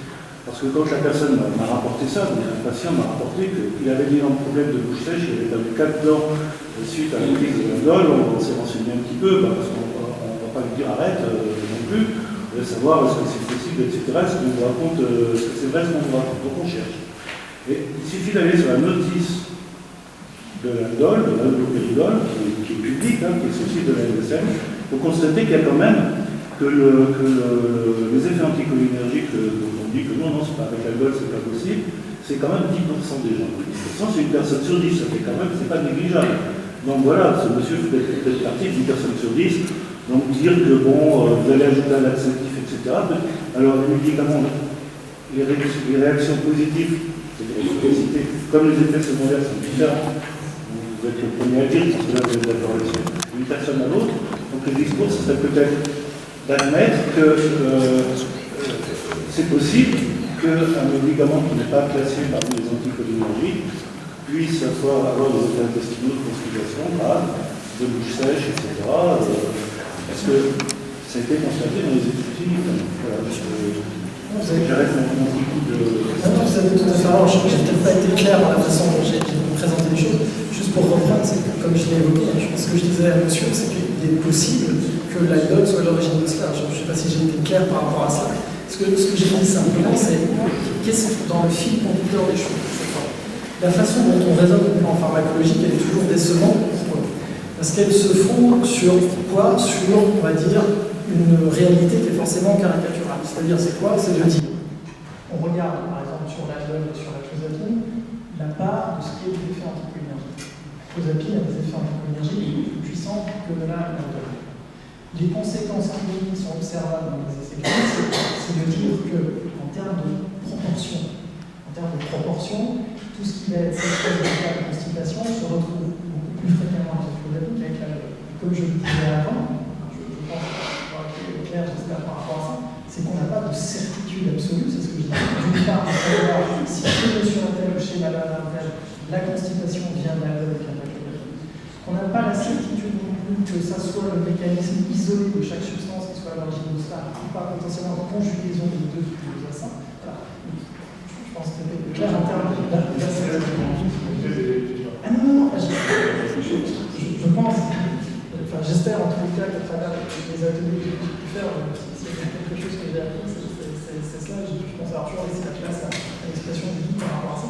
Mais c'est quelque chose de très très important. Encore une fois, c'est pour ça aussi ces diapos que j'avais mis par exemple sur la météo, sur la notion d'art de prévoir le temps qu'il vaut bien faire. La pharmacologie, c'est l'art de prévoir ce que ça devrait donner les médicaments. On n'est jamais sur un niveau de certitude absolue. Mais pourquoi c'est important de le dire comme ça? Parce que, si vous voulez, en termes de. On est obligé en science, même si c'est toujours très insatisfaisant, de se baser sur les éléments de pragmatisme qu'on a à sa disposition. Pourquoi je vous dis ça? Parce que, par exemple, sur l'exemple que vous décrivez, monsieur, la conséquence qui pourrait être, c'est si monsieur vient, par exemple, on est aux ateliers du médicament et monsieur me dit, moi de toute façon, ces effets indésirables sont tellement insupportables que je vais tout arrêter en matière de traitement. On doit prendre une décision.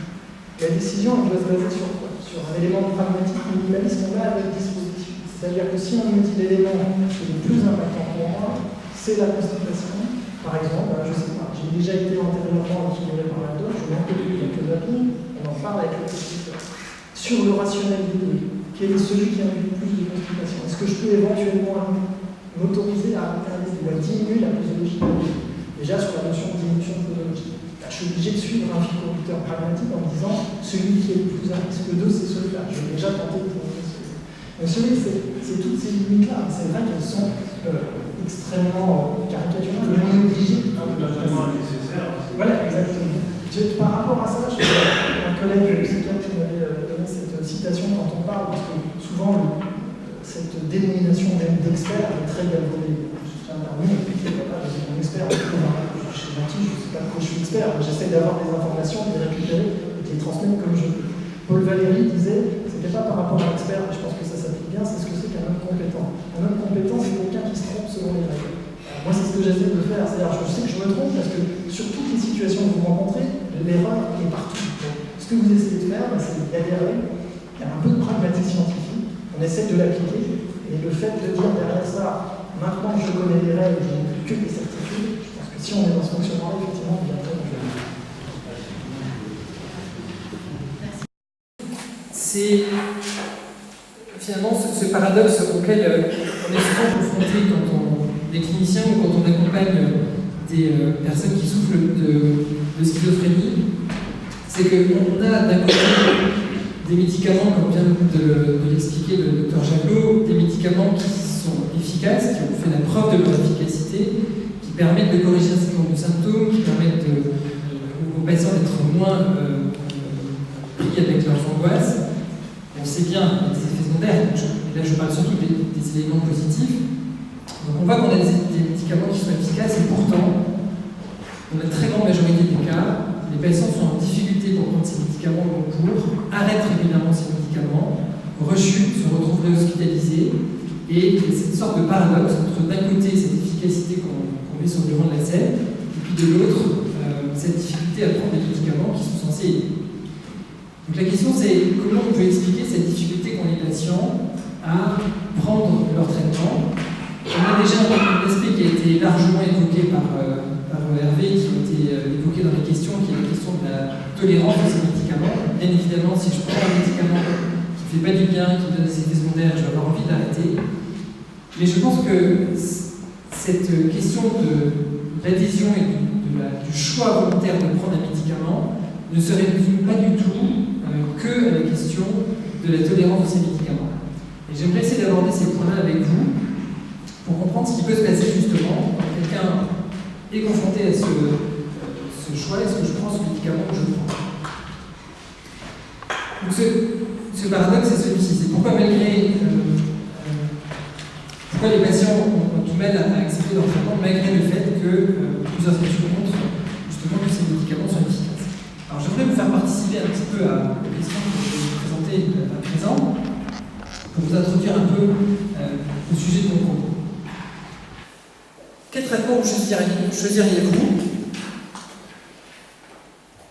si vous êtes pris d'une forte migraine? Pardon?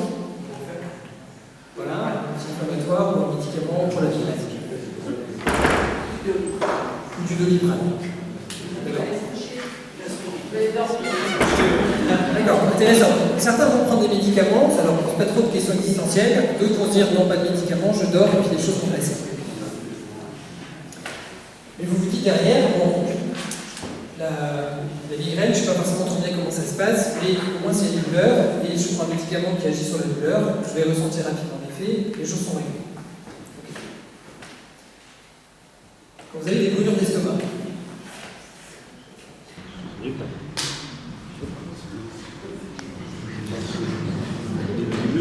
vous allez prendre peut-être un pansement gastrique, quelque chose qui va éteindre les brûlures d'estomac.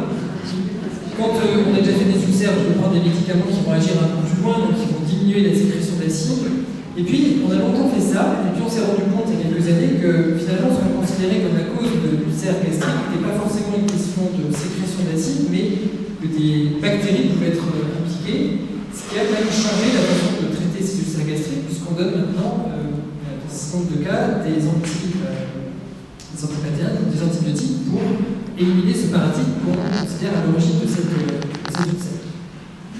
Donc là, on a une compréhension des mécanismes qui conduisent à ces souffrances qui nous permet de donner une bonne raison de prendre un médicament. Maintenant, qu'est-ce que vous prenez quand vous êtes triste après une mauvaise nouvelle?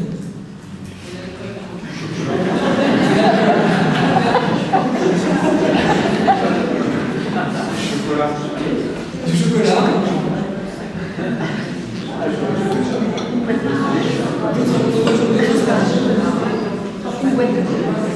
Une boîte de latex, c'est très bien. Donc, là, vous voyez qu'on arrive dans un domaine où vous dites bon, est-ce que je vais vraiment prendre un médicament dans ce cas-là pour une tristesse qui est liée à un événement désagréable, pas forcément pertinent, peut-être qu'il y a d'autres stratégies qui sont plus pertinentes, ça peut être effectivement quand même la prise de quelque chose qui vous apaiser pendant un temps. Mais on se dit aussi, bon, si je suis triste après un événement particulier, je peux aussi prendre un petit peu de temps, réfléchir avec quelqu'un, échanger avec quelqu'un qui va être une aide, un soutien pour moi, et les choses vont pouvoir passer d'elles-mêmes. Il n'y a pas forcément besoin de recourir à un médicament systématique pour ce type de souffrance. Qu'est-ce que vous prendrez comme traitement quand vous avez l'impression que tout le monde vous en veut? Au travail, par exemple, ou à la maison. La parole. Un arrêt de maladie. Là encore, je suis volontairement dans la caricature, mais vous me dites, bon, ça va, ça c'est des situations un peu de la vie quotidienne, qui peuvent vous arriver à tous. Est-ce que réellement vous conduirez, ça vous viendrait à l'idée de prendre des médicaments dans une situation pareille? Non, par contre, il faut faire quelque chose. Il faut faire quelque chose. Je suis d'accord, mais ça ne relève pas forcément du médicament. Okay. Maintenant, quand vous entendez des voix. Consulter un médecin. Quelqu'un consulte un médecin, mais est-ce que vous prenez un médicament pour ça? Non. Ça dépend. Donc d'abord aller voir le médecin. Moi, j'entends des voix, je ne sais pas ce que je fais. J'ai vraiment entendu des voix, énormément. Plusieurs fois. Très bien. Bon. Une fois, c'était dans une crise de psychose. Je suis allé aux urgences, ça m'a fait beaucoup de bien parce que voilà, avec un petit cachet de somnifère et ça s'est passé tout seul. Le meilleur remède, c'était mon épouse. Voilà. Même en m'entendant des voix. Très bien. Mais attention, je ne dis pas que je ne les entendais pas de manière répétée, menaçante et envahissante toute la nuit, toute la journée. Très bien, mais il y a des personnes qui peuvent être dans cette situation. Attention, je ne faut pas généraliser. Très bien. Tout ça pourquoi je vous évoque ces éléments-là? C'est parce que pour faire le lien entre les symptômes que l'on ressent et l'idée de prendre des médicaments, il faut qu'on ait l'idée derrière que ces symptômes sont provoqués par des causes biologiques sur lesquelles le médicament va agir. Ça veut dire qu'il faut faire tout ce chemin. Si on considère qu'on entend des voix ou avoir l'impression que les gens nous veulent du mal, c'est plutôt quelque chose qui est lié à un état un peu de fragilité actuelle et puis un peu de soutien psychologique va suffire, on n'a pas cette démarche d'aller jusque celle où on se dit non, le problème que je rencontre, c'est un problème qui est médical, ça s'explique par de la biologie et c'est un médicament qui va agir. Et donc, pour accepter de prendre un médicament, il faut entrer dans un discours, il faut entrer dans une représentation de la maladie, de ses symptômes. Il faut avoir une représentation aussi de ce que font les médicaments qui vont permettre de rendre valide, licite, cohérent le fait de prendre ces médicaments. Et c'est tout ce cheminement-là qui, à mon sens, est loin d'être évident pour des personnes qui entrent tout fraîchement dans une maladie ou qui font la connaissance de symptômes de la maladie, qui peuvent être notamment l'impression que tout le monde veut du mal ou que l'on entend des voix. Et la vision médicale de la schizophrénie, qui a été largement évoquée à travers l'action des médicaments, c'est une vision qui est plus complexe que la vision biologique. La représentation que les médecins ont de la schizophrénie, c'est une maladie biopsychosociale, c'est-à-dire qu'il y a des facteurs de vulnérabilité biologique, un contexte, un environnement qui peut être source de stress, et tout un ensemble d'accompagnement, ça va être l'objet de la conférence prochaine, tout un accompagnement social dans la réinsertion qui vont permettre d'être des appuis extrêmement importants pour le traitement de cette maladie. Et si on se résume maintenant à la vision très biologique de la schizophrénie, cette vision biologique, elle part de l'idée que les symptômes de la schizophrénie sont liés à une production anormale de dopamine dans certaines régions du cerveau qui vont expliquer certains symptômes, notamment le délire et les hallucinations. Puis, quand cette dopamine est plus basse dans d'autres régions du cerveau, on produit des symptômes négatifs. À partir de cette compréhension-là, on crée des médicaments, on fait des études, on vérifie leur efficacité, et c'est ça qui nourrit le raisonnement médical, qui fait que le médecin qui reçoit son patient va se dire tel patient a tel symptôme, c'est licite que je lui donne ce médicament. Mais il a ces études et cette représentation de la maladie qui l'amène à ce type de considération. Dans le grand public, c'est pas tout à fait la même chose. Dans le grand public, on a aussi bien sûr ces informations sur l'efficacité des médicaments, il n'y en a pas. On a eu des frustrations avec même parfois des médias qui font la promotion de certaines molécules qui ne sont pas encore sorties. Mais l'image des médicaments, et tu l'évoques aussi très bien en début de propos, est, je dirais, pas toujours extrêmement positive. Le médicament peut faire peur parfois. Les accidents des médicaments ou les scandales médicamenteux peuvent être des choses qui refroidissent. Ça, c'est quand l'information est trouvée dans le grand public. Et puis, on a aussi des informations qui viennent du milieu médical, par des professeurs d'université parfois, qui vont critiquer fortement certains médicaments couramment commercialisés, qui vont contribuer quand même à donner une image du médicament qui n'est pas si positive. Donc imaginez-vous, vous êtes patient, vous devez prendre un médicament, et dans votre environnement social, vous avez ces informations qui circulent un peu ambiguës sur les médicaments. Cette image, elle est reliée aussi par la presse, qui peut, là vous avez le cas du Prozac, qui est sorti dans ces années 90, qui fait la grande promotion de cette molécule qui va révolutionner le traitement de la dépression, et qui quelques années plus tard, le même journal, qui titre en première page les dangers relatifs à les dangers potentiels liés à la prise de ces antidépresseurs, qui vont augmenter censés augmenter le risque de passage à l'acte, avec là encore des changements d'opinion qui sont en partie fondés sur des données de la science et qui sont surtout nourris par des croyances ou des représentations dans la population générale. Et donc, on parle de la représentation des médicaments, mais il en est de même des représentations de la schizophrénie. Je vous ai dit, on est dans un modèle biopsychosocial, c'est dans les théories les plus intégratives, mais quand on demande dans le grand public qu'est-ce que c'est la schizophrénie selon vous, vous vous pouvez avoir des définitions, des représentations de sa maladie qui sont extrêmement diverses. Et j'aimerais vous présenter une étude qui a été, à mon sens, très pertinente pour illustrer ça de façon assez concrète. Dans cette étude, on présentait le cas clinique d'une situation d'un jeune homme qui a 19 ans, qui traverse quelques difficultés dans ses études, qui a connu quelques expériences de rejet récentes avec des amis qui étaient avec des proches de lui pendant un temps, qui ont commencé à mettre un peu à distance.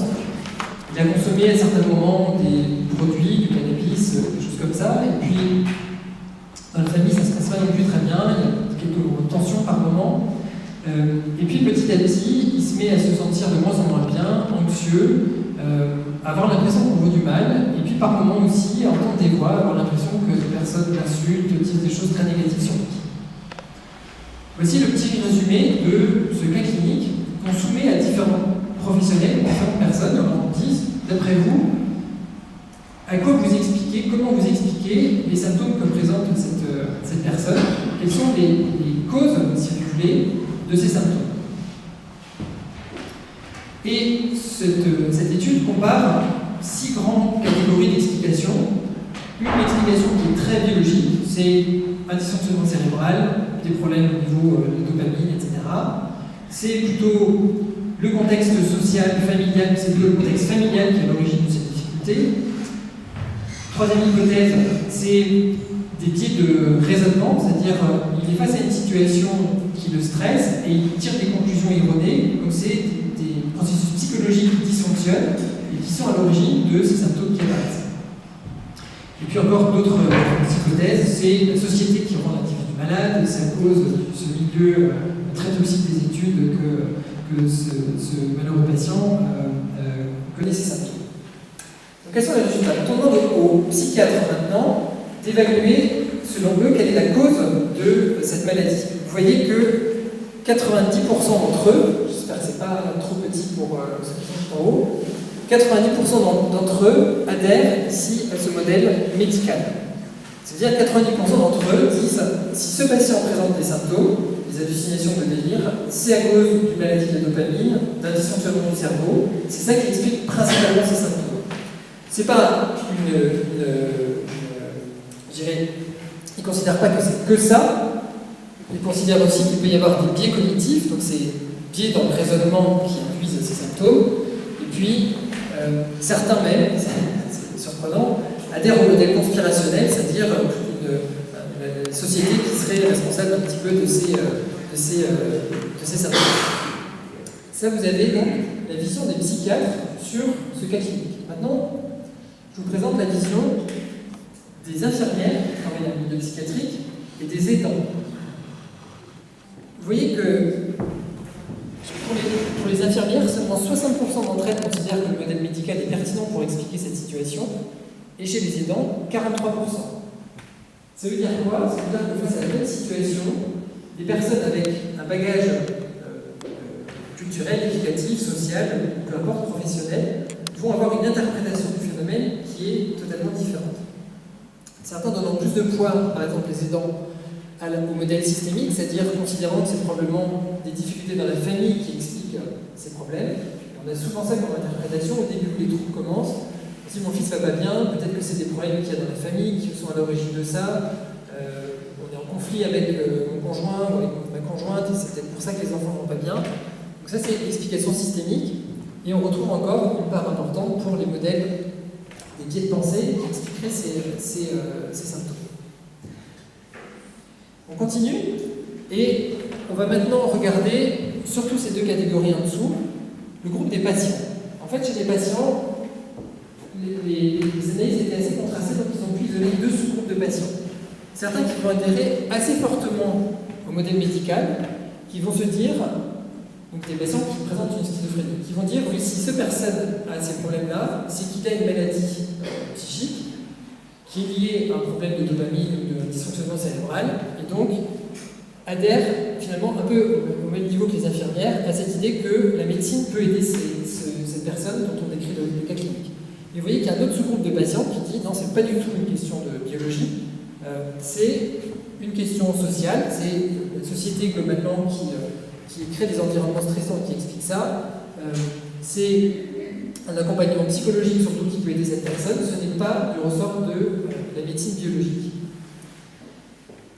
Pourquoi je vous présente ça? C'est parce que, justement, pour quelqu'un qui va faire l'expérience du développement des premiers symptômes, sans connaissance a priori sur ce que c'est que cette maladie, le cheminement par lequel il va devoir passer pour accepter l'idée que ces symptômes qu'il présente relèvent d'une maladie psychiatrique et ils peuvent être expliqués, ils peuvent être soignés en partie par cette lecture très médicale, et bien tout ça, c'est pas quelque chose qui coule de source. Vous n'en avez aucun qui atteint 90% de cette issue. Il faut savoir également que cette représentation médicale des symptômes, on peut considérer que les symptômes que j'expérimente sont liés à des désordres neurobiologiques, et bien c'est pas quelque chose qui est stable. Une étude a montré que en plein épisode, les patients peuvent un peu plus facilement accepter l'idée que ces symptômes sont tellement envahissants et peut-être relèvent d'une maladie et du coup acceptent les médicaments dans des situations aiguës. Et puis quand le temps passe, quand les symptômes se sont calmés, on se dit mais finalement, est-ce que c'est vraiment du ressort de la médecine, de la biologie, ou est-ce que c'était pas une situation de crise et finalement là maintenant, tel que je me sens, je ne vois pas en quoi ce médicament, dont je ne perçois d'ailleurs pas l'effet, parce que en dehors du fait de me fatiguer un petit peu, je n'ai pas l'impression qu'il soigne quelque chose dont je souffre, qui commence à réviser ce modèle médical et à se dire non, c'est probablement pas ça qui explique, les troubles. Et donc, ça c'est un autre point, c'est la représentation qu'on a de la maladie va être un point important, déterminant pour choisir de prendre un médicament. Et donc maintenant on peut s'interroger sur l'impact de ces représentations pour la préférence que les patients ont pour un traitement. Et donc j'ai voulu tester cette question en me disant finalement, est-ce qu'il y a quelque chose de spécifique chez les patients qui ont du mal à prendre des médicaments, qui donc est propre à leur maladie, ou est-ce qu'on peut expliquer le fait qu'ils ont du mal à prendre leur traitement parce qu'ils sont sujets aux mêmes biais sociaux ou sociétaux qui font que face à des symptômes qui ressemblent à de la schizophrénie, eh bien, on ne fait pas d'emblée le lien avec un problème biologique. Donc les résultats que je vais vous montrer, c'est une étude que j'ai faite en ligne dans une société en Allemagne où on a interrogé un panel de 2000 personnes qui sont dans la population générale, qui n'ont pas de contact spécifique avec la maladie mentale, et à qui on demandait de façon virtuelle, alors il y a beaucoup de limites dans cette étude, mais on demandait virtuellement d'imaginer qu'ils présentaient une maladie chronique, qui se présentait avec tel ou tel type de symptômes, et comment ils estimeraient cette maladie, et quel traitement ils prendraient pour la traiter. Dans cette étude, chaque personne qui se connectait à cette étude devait comparer deux types de maladies, soit des maladies somatiques, maladies qui touchent des douleurs, des fragilités dans les membres, par exemple, ou une maladie à expression psychiatrique, donc avec des symptômes comme des voix, ou d'autres symptômes comme la dépression. Donc, chaque fois, le but de cette étude de comparer une condition de maladie chronique somatique à une maladie chronique psychique, c'était de voir si on a une différence dans la représentation de ces maladies, et si on a une différence dans le choix préférentiel d'un traitement dans un cas ou dans l'autre. Pour illustrer un petit peu, donc, les personnes disaient des descriptifs de la maladie et des symptômes, et on devait lui demander ensuite comment vous ressentiriez, vous, avec cette maladie. Est-ce que vous considérez que cette maladie est handicapante pour vous, peut être gênante dans votre vie quotidienne, menaçante? Je précise que les descriptifs de la maladie étaient assez détaillés, on expliquait les symptômes, les conséquences sur la vie de tous les jours, la fréquence des rechutes, etc. Ensuite, on devait demander aux personnes, est-ce que vous pensez que cette maladie se traite bien avec des médicaments? Donc, plutôt pas du tout d'accord, plutôt d'accord. Et qu'est-ce que vous prendriez comme traitement pour la soigner? Et là, on comparait quatre types d'options, soit des médicaments pris par la bouche, soit des traitements en retard, soit des médecines complémentaires, homéopathie et tout ça, soit des aides psychothérapiques, spiritualité religieuse, qui va être complètement exhaustif, puisque c'est aussi parfois des personnes vont consulter des personnes plutôt dans ce registre pour les soigner, ou bien aucun traitement. Donc, pour aller très vite sur les résultats, ce que montre cette étude, c'est que les maladies qui devaient être évaluées donc, par des personnes naïves, qui qui se présentaient avec des symptômes psychiatriques étaient considérés comme des maladies plus stressantes, pour ceux qui avaient à faire face, considérés que c'était des maladies qui se traitaient moins bien avec des médicaments. Et donc, sans surprise, les résultats ont montré que la préférence pour un traitement pharmacologique était plus faible du côté des maladies avec expression psychiatrique par rapport aux maladies somatiques. Ici, vous avez le nombre de cas où les personnes ont choisi un traitement pour une maladie somatique. Et vous voyez que c'est plus élevé en comparaison aux symptômes qui mimaient la schizophrénie et plus élevé à ceux qui mimaient la dépression. Donc, les représentations de la maladie est différente, les personnes comme plus stressantes, comme moins efficaces qu'il y a un traitement, et donc en conséquence, le traitement derrière, le choix d'un traitement va être plus faible pour ce type de maladie. Et donc ça, c'est pas pour des personnes qui sont malades, qui vivent avec les symptômes, c'est pour toute personne prise dans la population générale qui se met en situation un peu virtuelle de se dire si je devais avoir ce type de symptômes, comment je réagirais. Et vous voyez que ce biais de raisonnement n'est pas différent de ce qu'on voit chez les patients. En effet, on sait que le fait de prendre un traitement au long cours, c'est quelque chose de très compliqué, quelles que soient les pathologies en fait. Les personnes qui doivent prendre un traitement anti-inflammatoire pour des maladies chroniques, très souvent aussi, ont tendance à les arrêter et à ne pas garder leur traitement au long cours. Pour les médicaments pour la tension artérielle, c'est exactement le cas aussi. Et bien, sachez un point qui est important, c'est que pour des patients qui ont une schizophrénie et qui ont une autre maladie chronique à côté, eh bien, ils vont être plus respectueux de leur traitement pour le corps que leur traitement psychique. Et ce n'est pas la question des effets secondaires qui est concernée, puisqu'il y avait dans une de ces études, c'était des traitements pour le sida, qui ne sont pas toujours pour les médicaments les plus faciles. Les personnes qui avaient ces deux maladies, donc le sida plus la schizophrénie, ils étaient plus observants de leur traitement pour le sida que de la schizophrénie. Donc il y a des biais qui expliquent cette difficulté à accepter un traitement. Et je pense que c'est important de rappeler qu'accepter de prendre un traitement pour des troubles psychiques, ce n'est pas forcément quelque chose qui va de soi. Il y a de nombreux facteurs qui ont été évoqués. Le plus souvent qui revient dans la littérature, c'est le défaut d'insight. On dit si les patients ne prennent pas de médicaments, c'est parce qu'ils n'ont pas conscience d'être malades. C'est probablement un des facteurs qui joue, et je vais essayer de vous montrer que c'est probablement pas suffisant de considérer que c'est ça qui est l'élément important. On a aussi des patients qui considèrent qu'ils ne sont pas malades et qui sont très observants de leurs médicaments. Donc le fait d'avoir conscience d'être malade n'est pas un élément nécessaire ou obligatoire pour prendre un médicament.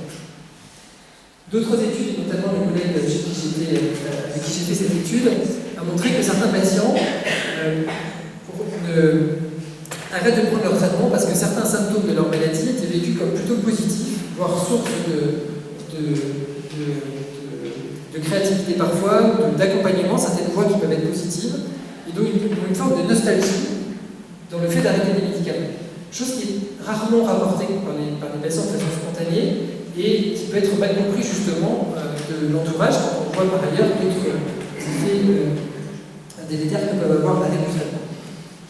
Et puis donc il y a ces représentations de la maladie qui peuvent être différentes et des représentations personnelles du traitement qui influencent tous ces éléments. Tout ça pour dire que au-delà de la biologie, dont on vient de décrire les mécanismes très précis, quand on passe ensuite dans la vraie vie, dans le fait de prendre les médicaments, les éléments qui vont être déterminants pour prendre ce médicament ne relèvent qu'en partie de la compréhension de la biologie.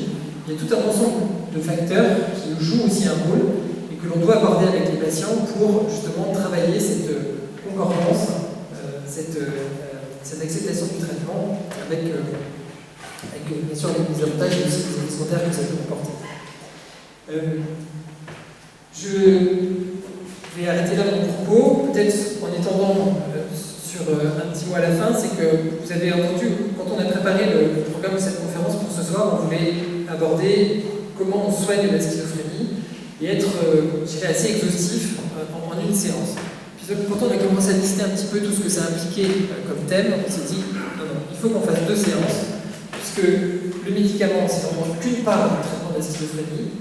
On en parle beaucoup parce que c'est un élément qui est quand même important et essentiel, mais c'est de loin pas le seul élément qui compte dans l'accompagnement des patients.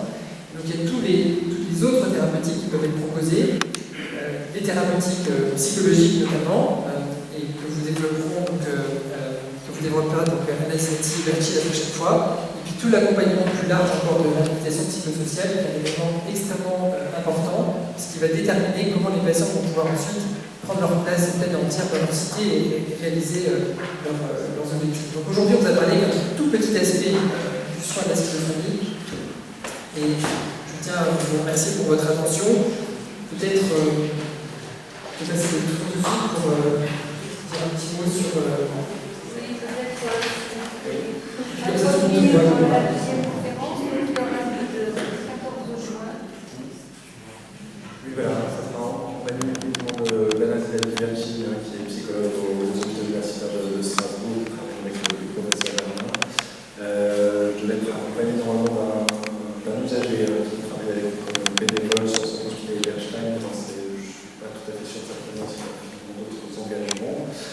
L'idée sera, Fabrice fait une bonne transition, que je reprendrai un peu plus sur cette discussion, sur la discussion autour du modèle biopsychosocial. Finalement, on s'est plutôt intéressé à la partie biologique de ce modèle-là et on développera plus particulièrement le modèle psychologique. Je pense que c'est complètement je pense qu'on ne travaille pas au modèle social, puisque ça concerne au moins pas que le sanitaire, mais tout un autre ensemble d'acteurs. On n'est pas les seuls à intervenir dans cet aspect-là. L'idée sera d'introduire en tout cas la notion d'établissement qui, à mon sens, permet un petit peu de regrouper toutes ces approches, quelque chose d'un parcours un peu unique pour les personnes qui utilisent cette session. Je crois qu'on peut remercier nos intervenants.